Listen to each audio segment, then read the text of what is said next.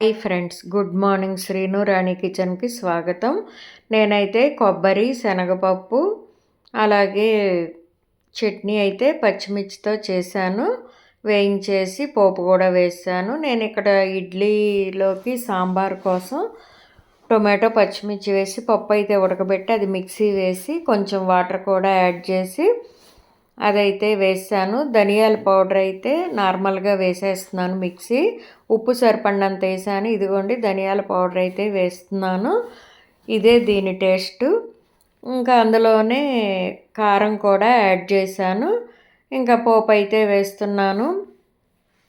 కరివేపాకు, పోపు దినుసులు, అలాగే పెద్ద ఉల్లిపాయ, ఇంగువ వేసి మనం సాంబార్ అనేది నేను వేసాను. ఇది కాగుతూ ఉండగానే చిన్న బెల్లం ముక్క అయితే యాడ్ చేసుకోవాలి. కొత్తిమీర కూడా వేసాను.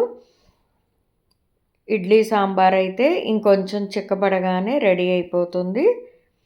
ధనియాల పౌడర్ వలన చాలా టేస్ట్ ఉంటుంది. ఈ ఉల్లిపాయ ఉడికిపోగానే ఇంకా దించేసుకోవటమే, చాలా ఈజీ.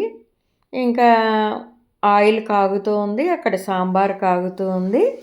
ఇంకా ఉల్లిపాయ, పచ్చిమిర్చి, కరివేపాకు, జీలకర్ర అన్నీ వేసాను.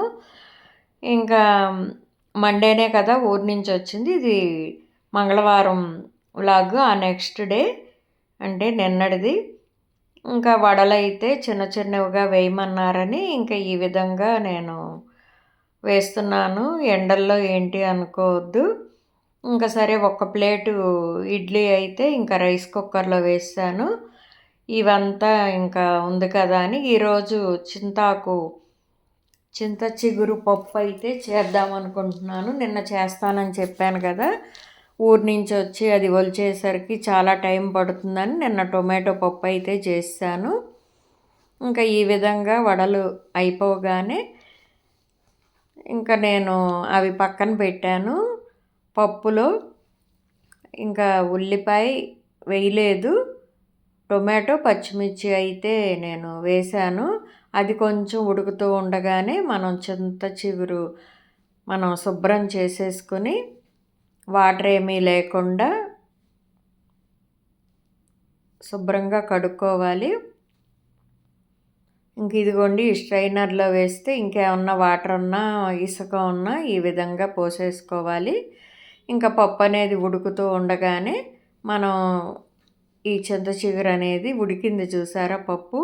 ఒక్కొక్కసారి ఏంటంటే అది ఉడకదు, పులుపు ఐటమ్స్ అంతే కదా, అందుకోసమని నేను కొంచెం ఉడికాక చింత చిగురు అయితే వేశాను. ఇది ఉడుకుతూ ఉండగా ఉప్పు, కారం, పసుపు అయితే యాడ్ చేశాను. చింతపండు ఏమీ అక్కర్లేదు, నేను ఈరోజు చింత చిగురు ఎక్కువగానే వేశాను.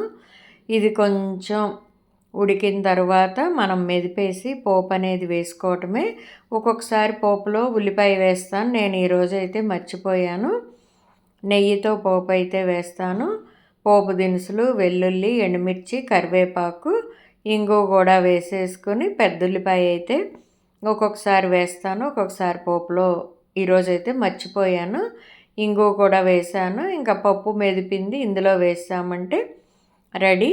అలాగే వడలు ఒక ప్లేట్ ఇడ్లీ వేసాను అన్నా కదా, ఫస్టే చట్నీ చేశాను కదా కొబ్బరి వేయించిన పప్పుతో, అలాగే సాంబార్తో. శ్రీవారికి బ్రేక్ఫాస్ట్ ఇన్ని తినలేదులేండి, ఒక రెండవి తిన్నారు. అత్తయ్య గారికి కూడా పంపించాను.